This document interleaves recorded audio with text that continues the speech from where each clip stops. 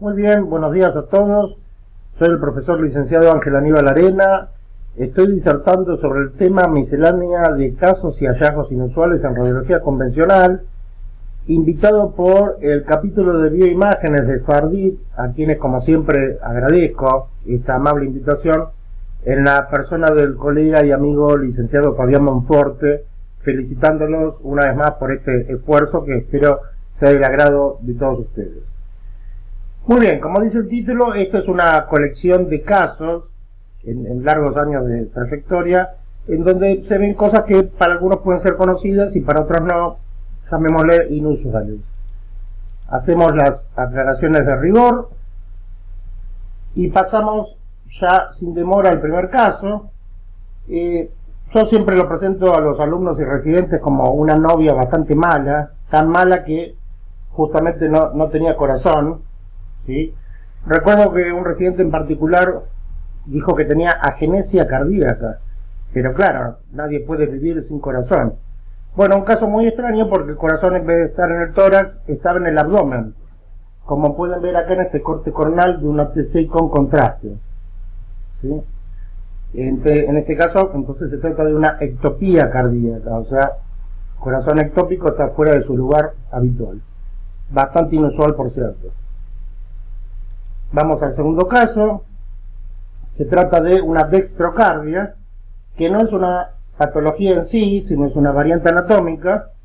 Vemos que la silueta cardíaca está ocupando el emitor derecho en lugar del izquierdo, ¿sí? Y debajo del diafragma izquierdo vemos aire correspondiente al ángulo esplénico del colon, lo cual indica que las vísceras abdominales están en el lugar correspondiente, no así las torácicas. En esta mujer de 28 años, donde observamos la placa en positivo. El caso siguiente, a la dextrocardia le sumamos entonces un cambio de las vísceras abdominales, o sea, es lo que se llama situs inversus totalis, o en su traducción del latín al castellano, sitio invertido total. El corazón está a la derecha, pero también lo está el ángulo esplénico del colon y el estómago, la cámara gástrica superpuesta. Y si ustedes ven la altura diafragmática, el diafragma izquierdo está más alto, ligeramente más alto que el derecho, porque está la masa hepática haciendo protrusión. O sea que los órganos están cambiados de lugar. Y ahí el nombre situs inversus totalis. En el caso siguiente, perdón, una imagen en forma de vela radiolúcida, extraña de por sí, aparentemente en el corazón, pero como la radiografía es una imagen biplanar o bidimensional, de una estructura anatómica que en realidad es tridimensional, no tenemos espesor, no tenemos profundidad, así que no sabemos si está anterior, por dentro del corazón o posterior a él. Habría que hacer una placa de perfil. Bien, en realidad esto se sustancia de una manera muy sencilla. Es una persona que tenía una hernia hiatal, o sea, el estómago atravesó el hiato esofágico y como estaba en ayunas, lo que sería la cámara gástrica, que tendría que verse por debajo del diafragma izquierdo, aparece ahora superpuesta en el corazón, dando esta extraña forma de vela, hernia hiatal. Bien, este es un señor de 68 años que ingresa por guardia, masculino, refiriendo un dolor interescapular en la zona dorsal, en la espalda. Por rutina el médico clínico de guardia le pide la radiografía de torofrente y lo que vemos es una voluminosa masa de expresión radiopaca ocupando prácticamente todo el hemitórax derecho, correspondiente a un aneurisma de aorta ascendente. En la clasificación de Backey es un grado 2.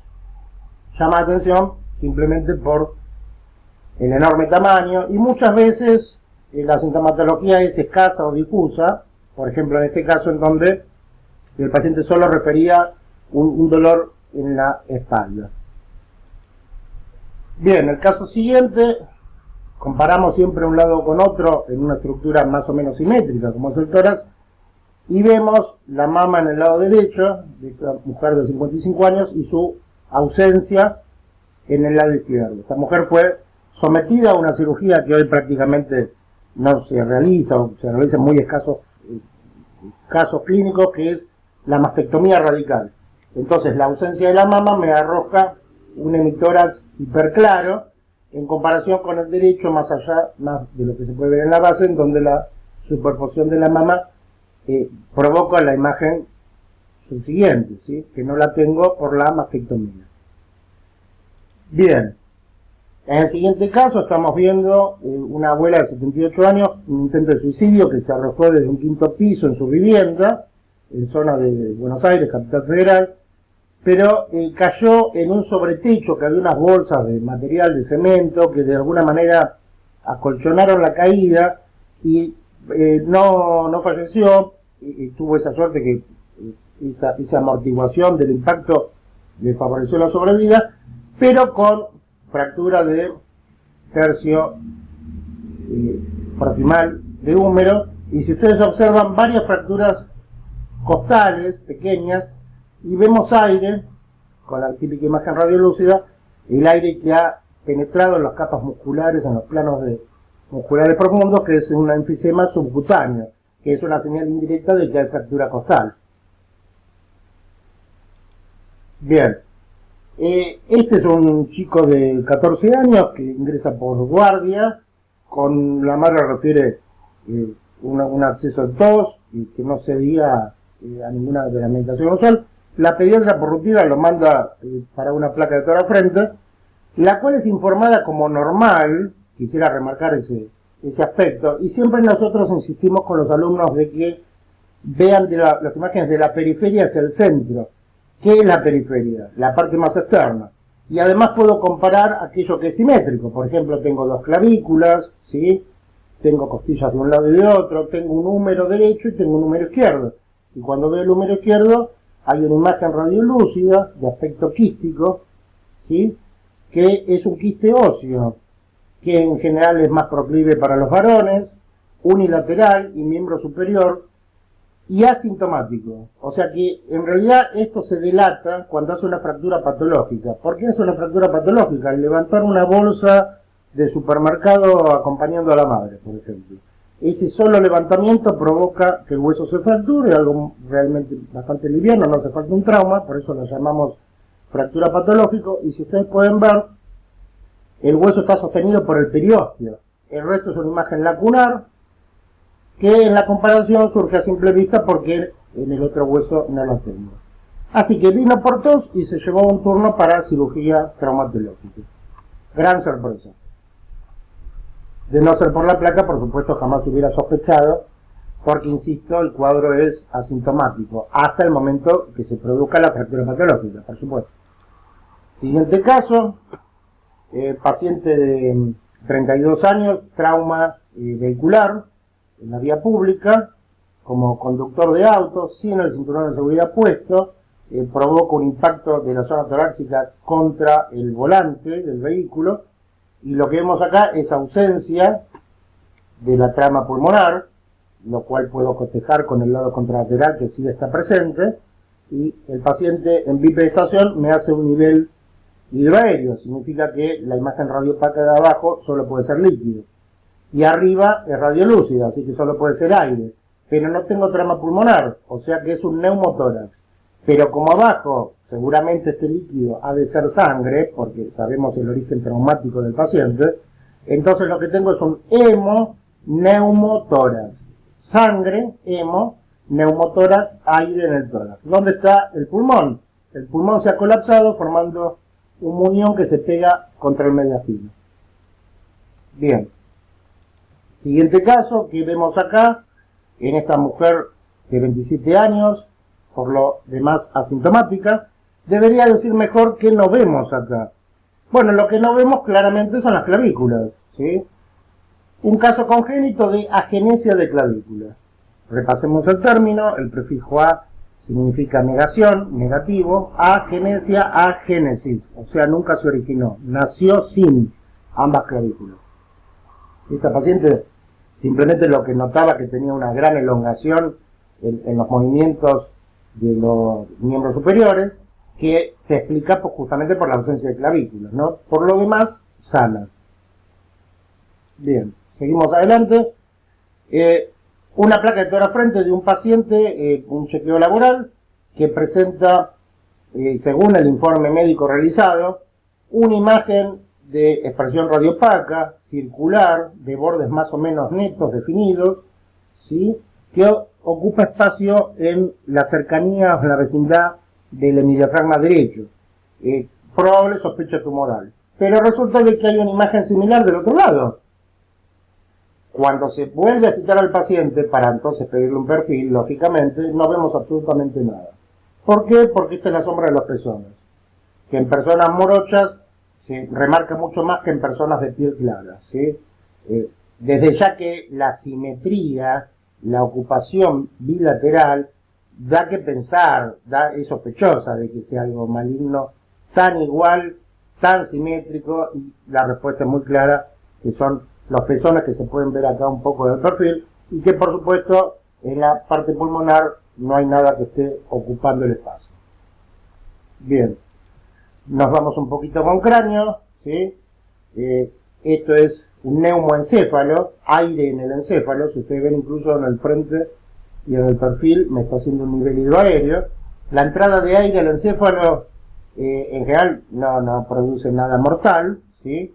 Pero me da que pensar que es un origen traumático, más si se trata de un paciente con pérdida de conocimiento hallado en la vía pública en un posible accidente de tránsito. Yo tengo que pensar que hay una fractura, un paciente para tomografía computada desde ya. Neumoencéfalo. El siguiente caso, visto en positivo, cráneo, frente y perfil, múltiples imágenes en calcificación de grano de arroz, ¿sí? Esto es una cisticercosis.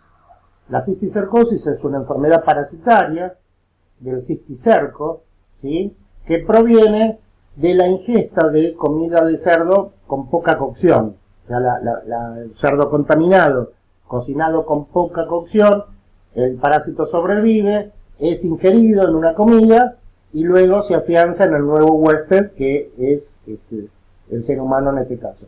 Las múltiples presencias de estas calcificaciones, que indican que el parásito ya está muerto, sin embargo, por la ocupación de espacio pueden provocar cuadros de convulsiones, y esas convulsiones, por supuesto, necesitan tratamiento neurológico, ¿sí? Bien, un caso de distintos pacientes, pero con cronificación en el tiempo diferente, que es la anemia de Cooley o anemia mediterránea, también conocido, que presenta el cráneo de ribete en cepillo. Entonces, ustedes ven, parece un cepillo invertido con lo que serían las barbas del cepillo hacia arriba, después de unos 10-15 años de esta enfermedad sanguínea, repito, anemia de Cooley o anemia mediterránea, y cronificada en el tiempo con una expresión obviamente mucho más drástica en otro paciente diferente al primer caso, pero con distintos estadios para poder demostrar cómo se agudiza el cuadro con el paso del tiempo. Bien, la enfermedad de Paget describió 3 cuadros para sus enfermedades. Debería pronunciarlo correctamente Sir Lord James Paget, porque era británico, no francés, como la mayoría cree. Y Paget describió 3 enfermedades, insisto, una a nivel tumoral en la zona retroaerolar de la mama, o sea, por detrás del pezón, otro también tumoral en fémur, huesos largos del miembro inferior, y otra a nivel de cráneo, que tiene 2 fases. Una fase osteolítica, con múltiples imágenes en saca bocado, que son estas pequeñas imágenes redondeadas, radiolúcidas, múltiples, que vemos por todos lados, ¿sí?, en donde el hueso se destruye, y una fase osteolítica, repito, osteo de hueso, lítico de lisis, de ruptura, y una fase osteoblástica, en donde en vez de ver radiolúcido vemos radiopaca, en donde el hueso intenta regenerarse a sí mismo. ¿Sí? Primera fase osteolítica, segunda fase osteoblástica de la enfermedad de Paget, que aún hoy incluso se discute acerca de su origen, si es viral o tumoral, a modo de tumor benigno. Muy bien, seguimos con el siguiente caso, herida de bala, en este caso 2 pacientes distintos, ambos con cuadros de fallecimiento por el impacto de bala, múltiples imágenes radiopacas en la zona anterior y media de cráneo, que claramente señalan perdigones de escopeta, también en parte de mandíbula. En este caso varios disparos de armas de fuego que se pueden incluso contar. Tenemos 1, 2, 3, 4, 5 y acá un poco superpuesto con la radiopacidad ósea un sexto disparo y acá hay un séptimo, ¿sí? Paciente fallecido. Una aclaración porque es un viejo mito radiológico.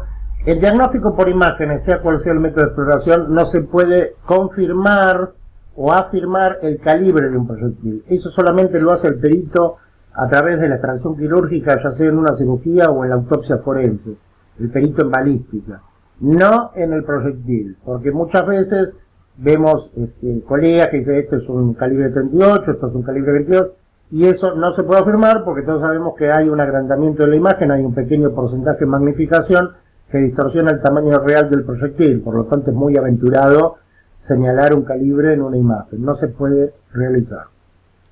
Pasamos al siguiente caso, síndrome del niño maltratado, ¿sí? Por la dentición y el tamaño de la cara y la relación cara-cráneo nos damos cuenta que es un niño, también el pequeño tamaño de las vértebras cervicales, acá en otro caso más, paciente intubado, ¿sí? Una extensa fractura lineal que abarca la zona del occipital, detenida por la sutura, vemos la forma clásica dentada, la sutura parieto-occipital. ¿Sí? Otro caso, también una fractura de tipo lineal, pero con una ligera diastasis, o sea, una separación, que ha atravesado la sutura coronal. En este caso la sutura no le ha servido de freno al trazo de fractura, la sutura coronal y la sutura frontoparietal, ¿correcto? Bien, y vemos que la fractura transcurre más allá de su través, ¿sí? Esto, por supuesto, debe tomar intervención el juzgado de menores correspondiente y el personal de la salud está obligado legalmente, sea cual sea el rol que desempeñe en el equipo médico, a hacer la denuncia a través de la fuerza pública, es decir, la policía de la zona del distrito correspondiente, en virtud de haber observado un delito de abuso de fuerza, abuso físico, o el síndrome de niño maltratado, como lo conocemos desde el punto de vista del término médico. Bien, otro caso, una imagen en positivo, copiada, una macrocefalia, tamaño del cráneo respecto del resto del cuerpo, lo dice todo. Otro caso, una enorme macrocefalia, ¿sí? Ambos niños menores de edad, 6 y 7 años respectivamente. Se ve mucho en algunos cuadros congénitos, uno de ellos bastante frecuente es el enanismo. Bien, mujer embarazada a término, que en ausencia de disponibilidad de ecografía se utiliza la radiografía convencional para observar la posición fetal antes del nacimiento. Vemos la columna y el anillo pelviano de la madre, huesos largos del feto, raquis, ¿sí? Y luego no tengo visibilidad de calota. ¿Por qué? Porque es un niño anencéfalo. En realidad hay discusión con el término, porque el término en sí es incorrecto. Anencéfalo significa que no tiene encéfalo. En realidad encéfalo tiene. Lo que no tiene es calota ósea, como vamos a ver en el siguiente caso. Bien, un recién nacido, como vemos, acá están los dos lóbulos, hemisferios cerebrales, derecho e izquierdo, pero hay ausencia de calota. Este cuadro en general es incompatible con la vida, el feto nace muerto, porque al no haber una protección, este encéfalo ha estado, por supuesto, en contacto con las paredes del útero, así que hay un daño irreversible que lo define como incompatible con la vida. En algunos casos logran subsistir, en general 48 horas. Yo, desde el punto de vista legal, veo aire en los pulmones, o sea que al menos una vez respiró, ¿sí? Pero bueno, de todas maneras, termina el fallecimiento. Uno de los récords mundiales, hasta por lo menos hasta donde tengo conocimiento, es un bebé argentino que vivió durante 7 días. Se lo deja en incubadora con oxígeno, obviamente porque no hay terapia posible para este cuadro. Bien, esto es una rareza, hay muy pocos casos en el mundo. Un litopedion, o sea, un niño de piedra, es un feto que en gestación falleció, no fue expulsado, ¿sí? Casi, observen ustedes, casi un feto a término, prácticamente un feto grande, en una mujer hiperobesa que ni siquiera notó que estaba embarazada. Este feto, reitero, no fue expulsado, ha sufrido un proceso de calcificación y después de osificación, de ahí el nombre entonces, litopedion o niño de piedra. Seguimos con el siguiente caso, un chico con PC, o sea, parálisis cerebral, producto, por supuesto, de esta enorme deformidad, importante deformidad, producida in útero, posiblemente por el apoyo de sus mismos pies o manos haciendo presión sobre el cráneo. Es decir, que este chico ya ha nacido así, con un daño irreversible del cerebro que le provoca esto que llamamos parálisis cerebral, que por supuesto es irreversible. Bien, múltiples imágenes redondeadas, radiolúcidas, a predominio de hueso frontal, pero en general dispersas por todo el cráneo, y esto es una craneoestenosis. Un niño que ha nacido con el cráneo soldado, sin las suturas y las fontanelas. Es decir, ¿por qué existen las suturas y las fontanelas bien separadas y bien distanciadas entre sí, y claramente visibles en una radiografía de un neonato? Para permitir que el cerebro vaya creciendo. El proceso de unión de esas suturas va a empezar más o menos a los 3 años, es más precoz en las nenas que en los varones, el promedio es 3 años, pero si eso no se detecta, el cerebro no le puede ganar en fuerza a ese cráneo soldado, fusionado, entonces la fuerza que hace deja estas improntas en la tabla interna del cráneo que se llaman huellas dactilares, por el parecido que hay con la presión que haría un dedo en una masa de pan, por ejemplo, que está levando, ¿sí? Esto indica de que evidentemente hay algún tipo de daño cerebral y se confirma radiológicamente por estas imágenes múltiples. Un niño paciente asintomático que ingresa por guardia en realidad por otro tema, y como hallazgo aparece por encima de la silla truca una imagen que en principio se definió como posiblemente osteolítica, ¿sí? De forma ovoidea, expresión radiolúcida, bordes marginales radiopacos ligeramente, y cuando se hace un zoom, en realidad lo que se vio que esto es una variante anatómica muy extraña, ¿sí? Que es una celdilla mastoidea. Recuerden que las celdillas mastoides son estructuras neumatizadas, o sea, cubiertas de aire, migrada de lugar, ¿sí? En realidad es una mega celdilla mastoidea con agrandamiento, migrada de lugar, por fuera de su lugar, que por supuesto no representa ningún tipo de patología. Bien.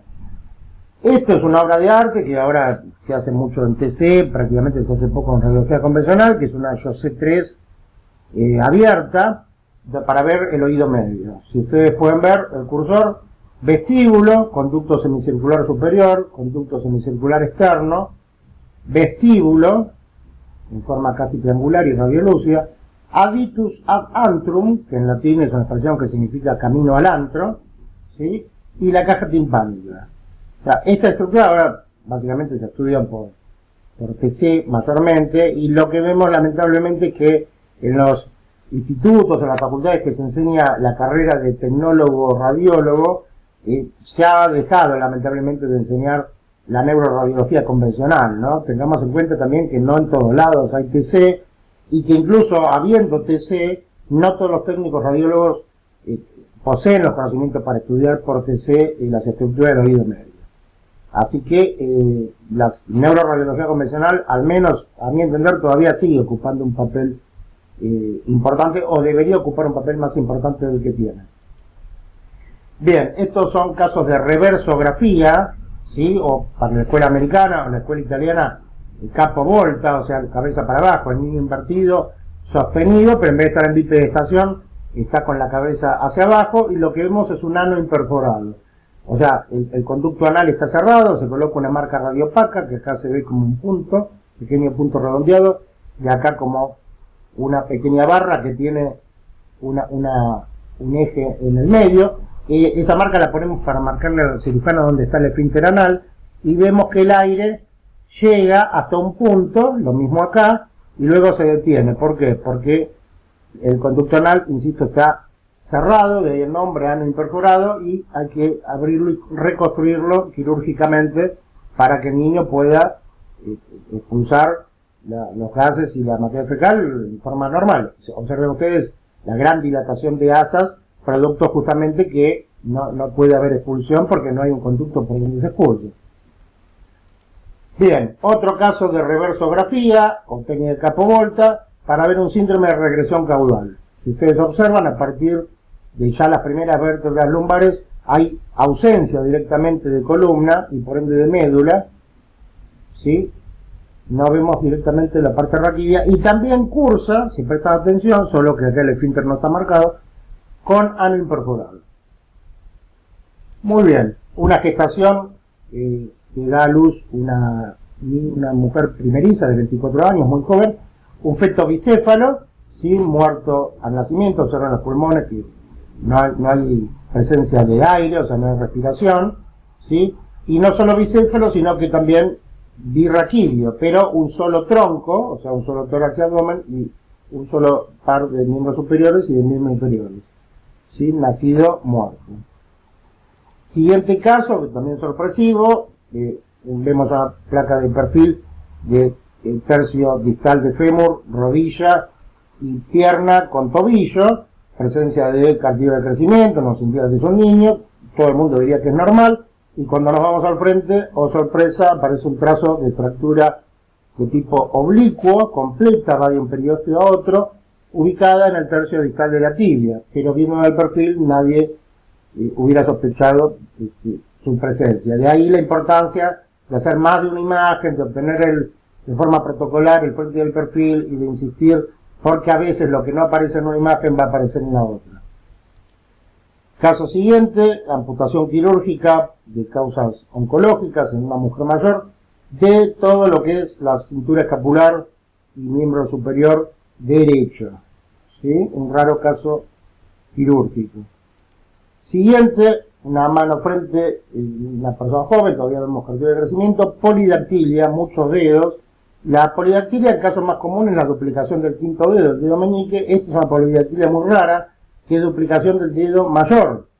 Así que si contamos, siempre se cuenta como número 1 el primer metacarpiano, 1, 2, 3, 4, 5, 6. Polidactilia. Tenemos un dedo de más, que además mecánicamente es anatómicamente perfecto, o sea, simplemente tiene uno más, pero funciona anatómicamente y fisiológicamente normal. En este caso, 5, 4, 3, 2, 1 y una duplicación del pulgar, pero casi sin contenido óseo, ¿sí?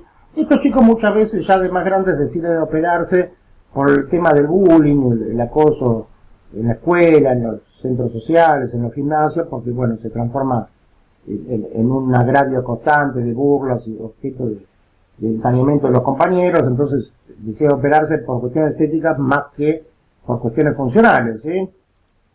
Bien, otro caso que es una duplicación de pulgar, a modo de pinza, también en un niño, congénito, bastante raro. Bien, polidactilia del pie, más rara aún que la mano, y si contamos que este es el dedo gordo, 1, 2, 3, 4, 5, 6, 7. Dos dedos más, pero con la particularidad que el tercer dedo tiene una tercer falange bífida. O sea, insistente el señor, ¿no? Ya no le bastaba con tener dos dedos más, sino que además hizo bífida la tercer falange del tercer dedo. Bastante extraño. Bien, una placa de la zona de transición tóraco-lumbar, dorsal 12 o torácica 12, ¿cómo nos damos cuenta? Porque articula el último par costal. Así que si esta es torácica 12, esta debe ser lumbar 1. Y nuevamente los invito a la comparación visual. Vos tenés un pedículo de un lado y otro de otro, repetido en todas las vértebras, pedículo, pedículo, pedículo, nada. O sea, acá tengo una osteolisis, una destrucción del pedículo, del lumbar 1 del pedículo izquierdo. Esto es muy común en la metástasis de cánceres que tienen apetencia justamente por dar metástasis a regiones óseas. En este caso, una mujer de 64 años con antecedentes de cáncer de mama. Así que lo que confirmamos acá, después habrá que hacer medicina nuclear, seguramente me va a dar una imagen hipercaptante, pero ya con la radiología convencional estoy observando una zona de osteolisis con destrucción y ausencia consiguiente del pedículo izquierdo del lumbar 1. Bien, continuamos con el siguiente caso. Si bien estamos hablando de radiología convencional, y este es un estudio contrastado, puntualmente un urograma excretor, donde acá vemos el uréter derecho, no así el izquierdo, y vemos la vejiga en un positivo. Quería mostrarlo de todas maneras porque el caso sí forma parte de radiología convencional, porque vemos una vértebra marmórea, ¿sí? Una vértebra marmórea, que es una vértebra hiperradiopaca, ¿verdad? Con otro foco posible sobre el sacro, que esto indica metástasis de un carcinoma de próstata. Ya de por sí la imagen automáticamente da el diagnóstico. Posteriormente seguramente se va a corroborar con medicina nuclear, dando una imagen hipercaptante, y la concavidad en el piso de la vejiga indica también el agrandamiento de la próstata producto de la neoplasia, ¿verdad? Así que quería mostrarlo como caso de diagnóstico en radiología convencional. Otra radiología convencional, en este caso también en la zona lumbar, con una imagen coraliforme, precisamente un lito, un cálculo renal de tipo coraliforme, ocupando todo el espacio de cálices menores, mayores, e incluso inicio del uréter, ¿sí? Con una parte distal, lo que sería aparentemente el uréter distal del mismo lado. En otro caso, pero del lado opuesto, otro paciente con una imagen tubular, sí, que presión radiopaca, que se corresponde a un cálculo exactamente igual que el caso anterior, intraureteral, previo a la desembocadura en la vejiga, ¿sí? Lo cual obviamente impediría el transcurso de la orina en su vaciado, y si prestan atención, la imagen renal está agrandada de tamaño, ¿sí? Porque el riñón está haciendo una hidronefrosis, producto de que sigue excretando, pero la orina no puede desembocar en vejiga debido a esa obstrucción de origen lítico.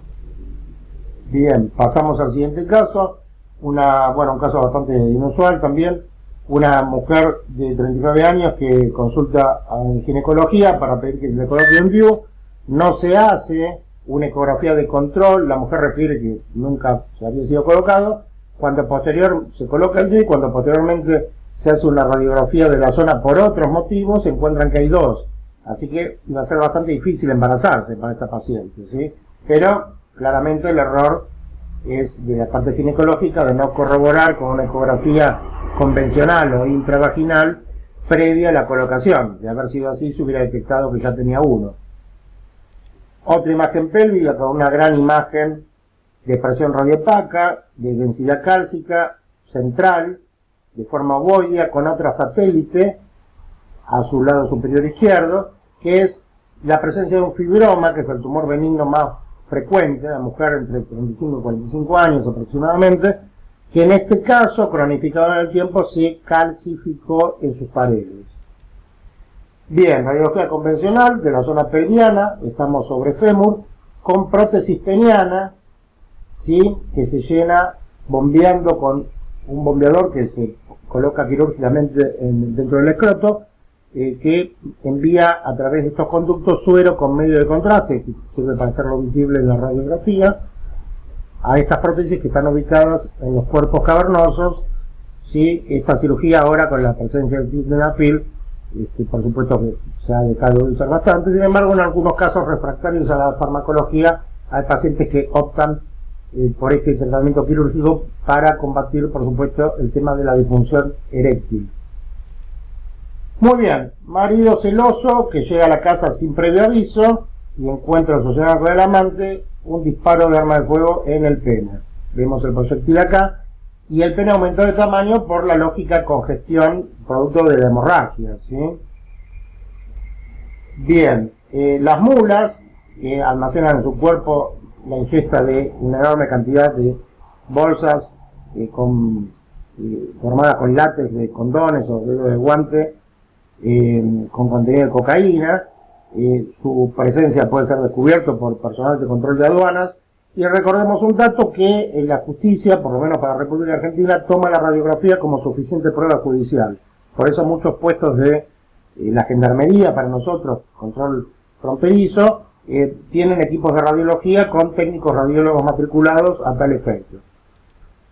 Otro caso, con una enorme cantidad de bolsas, ¿sí?, alojado en intestino, también lo que clásicamente se conoce como mulas.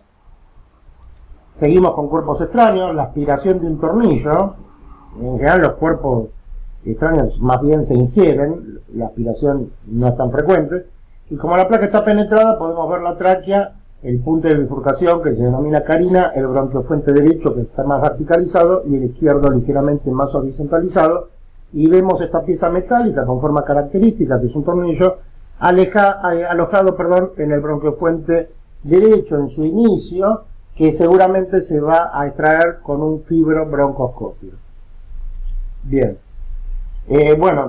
Termómetro insertado rectalmente, producto de maniobras de abuso sexual infantil, que muchas veces son cometidos por el propio miembro de la familia que queda cuidado del menor, y con la excusa que estaba tomando la temperatura, en realidad está realizando maniobras abusivas. Otro caso, pero en esta situación, un femenino con una hebilla del pelo autoinsertada a través de la uretra. Recordemos que la uretra femenina tiene escaso recorrido, así que apenas ingresa ya cae en vejiga. Su expresión radiopaca, por ser un objeto metálico, y su forma característica nos permite identificarlo plenamente. Bien, inserción de una botella en forma anal, como producto de prácticas sexuales, tanto sea solitaria o en pareja. El vidrio en general no puede verse, pero las botellas de vidrio tienen un vidrio bastante grueso, y en una radiografía digital el contraste aumenta, por lo tanto se hace fácilmente visible en un perfil de la zona pelviana. Mal lugar para guardar el pote de crema, lo mismo, inserción anal de este tipo de objeto. Bien, el caso de personas privadas de su libertad, de presidiarios, que es un clásico, que ingieren elementos que después pueden verse radiológicamente a los fines de ser trasladados desde el presidio a un centro asistencial con el objeto de escapar de alguna venganza personal, o incluso como intento de fuga, como fue puntualmente este caso, que si no son expulsados como proceso digestivo por vía rectal normal, necesitan de un acto quirúrgico desde ya, o eventualmente de una colonoscopía a ver si pueden ser retirados, ¿no?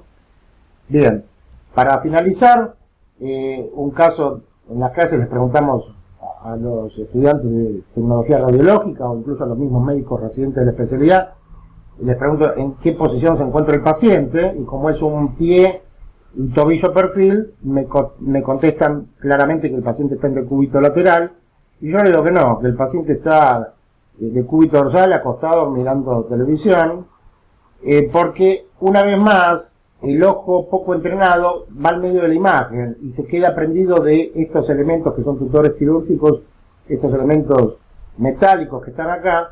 ¿Y por qué el señor está acostado de cúbito dorsal y no en decúbito lateral, como sería para hacerse una placa de tobillo y pie perfil? Porque este es un pie amputado, y ya dijimos que las placas se miran de la periferia hacia el centro, y si vemos acá está amputado, y además hay otro signo que debería llamar la atención, que pasa por la parte forense, ¿sí? Que son los 90 grados de extensión entre metatarso y dedos. Esto anatómicamente en forma normal no se puede lograr. ¿Y por qué está así? Porque está en rigor mortis, es una pieza cadavérica amputada en un paciente con microangiopatía diabética. Bien, nos quedamos con esta frase famosa de Isaac Newton, pronunciada en 1675, si hoy podemos ver tan lejos es porque estamos parados sobre los hombros de gigantes. Los gigantes son los 3 premios Nobel que la radiología le ha dado a la medicina, a la ciencia y al mundo, ¿sí? Y, por decirlo de alguna manera, para ser muy claro, ninguno de ellos médico. Röntgen, por supuesto, ingeniero mecánico y profesor de física por el descubrimiento de los rayos X. McCormack y Hanfield por el descubrimiento de la tomografía computada, ambos ingenieros, y Latterburg y Mansfield, físico y químico, por el descubrimiento de la imagen de resonancia magnética. Ha sido un placer, nuevamente gracias a Fardit y a mi colega y amigo Fabián Monforte por esta nueva invitación.